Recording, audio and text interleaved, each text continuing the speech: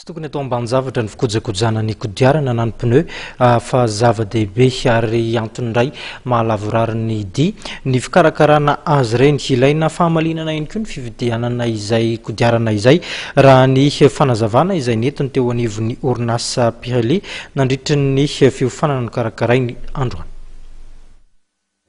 Ny karakara fiofanana nandritra ny 2 andro ny orinasa Pirelli tetsy amin'ny Eden Ankorondrano hoentina indrindra mba izarana ny trakefy sy ireo teknôlôjia manodidina ny kodiarana na ny pneu.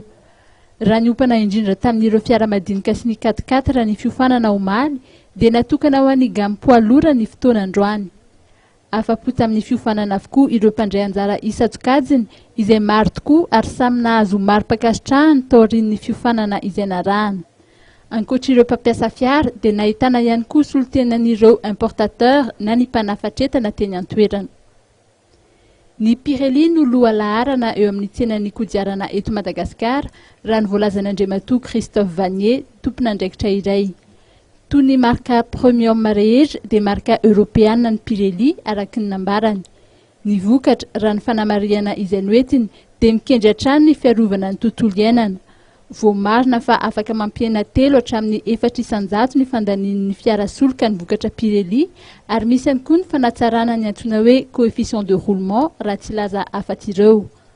Ankoatra ny fahaizana mifidy ny kodiarana dia voalaza fa mila kojakojana ireny kodiarana ireny.